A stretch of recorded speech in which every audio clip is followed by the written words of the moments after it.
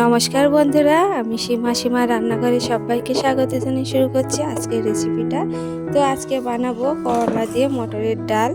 তো কিভাবে এই ডাল রান্না করছি পুরো ভিডিওর সাথেই থাকুন। আশা করছি আজকের ভিডিওটা আপনাদের ভালো লাগবে। তো মটরের ডাল নিয়েছি এবং ডালগুলোকে আমি ভালো করে ধুয়ে নেব এবং কাঁচামরিচের সাথে দিয়ে দিয়েছি।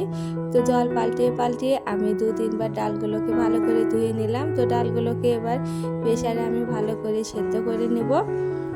তো ডালটা যত ভালো সেদ্ধ হবে এই ডালের টেস্টটাও ভালো আসবে। তো এবারে আমি এই যে করলা আমি এইভাবে পাতলা পাতলা করে কেটে নিয়েছি। তো এবারে কড়াইতে তেল দিয়ে দিলাম তো পরিমাণ মতো। তো আমি সয়াবিন তেল দিয়েছি, আপনারা সরিষার তেল দিয়েও করে নিতে পারে। তো আমি করলাগুলো আগে এইভাবে একটু ভেজে নেব লবণ আর হলুদ দিয়ে। তো খুব মচমচে করে আমি করলাগুলো ভাজবো না, হালকা করে আমি করলাগুলো ভেজে নেব। তো আমি একটু বড় সাইজের করলাই নিয়েছি, তো ছোট করলা দিয়েও করতে পারেন। তো এই করলাগুলো আমি ভালো করে ভেজে নিচ্ছি, আর এই করলাটা ভাজতে একটু সময় লাগে। তো যাই হোক, আমি এই করলাগুলো ভেজে নিয়েছি, এবারে তুলে নেব। তো খুব সহজ একটা রেসিপি। এই গরমের দিনে এই করলা দিয়ে, ডাঁটা দিয়ে বা লাউ দিয়ে যে কোনো সবজি দিয়ে ডাল করলে খেতে ভালো লাগে।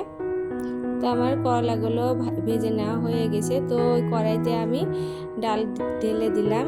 তো যে তেল ছিল সে তেলটা আমি ঢেলে নিয়েছি। তো এবারে ডালে আমি লবণ আর হলুদ দিয়ে কিছুক্ষণ ফুটিয়ে নেব। তো আমি পরিমাণ মতো লবণ এবং পরিমাণ মতো হলুদ দিয়ে নিলাম। তো আবারও আমি বাটিটা ধুয়ে আরেকটু জল দিয়ে নিলাম। তো ডালটা আমি ভালো করে ফুটিয়ে নিচ্ছি।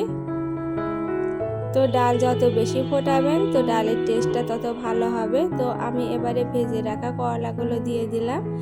তো করলাগুলো দিয়ে আমি বেশিক্ষণ ফুটিয়ে নেব না, যেহেতু করলাগুলো ভাজতে অনেকটা নরম হয়ে গিয়েছে, আর অত নরম না হলেও চলবে। তো এবারে আমি একটু নেড়ে চেড়ে নিয়ে নামিয়ে নেব।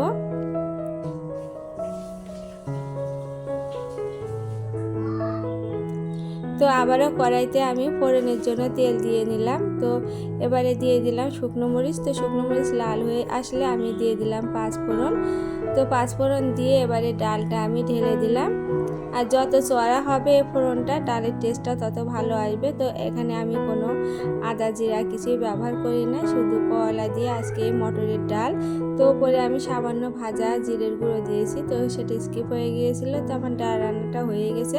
তো বন্ধুরা, আমার আজকে রেসিপিটা ভালো লাগলে কমেন্টে জানাবেন, আর আমার চ্যানেলটিকে লাইক এবং সাবস্ক্রাইব করে আমার চ্যানেলের পাশেই থাকবেন। তো এই ছিল আজকের রেসিপি। পরবর্তী রেসিপি দেখার অনুরোধ জানিয়ে এখানে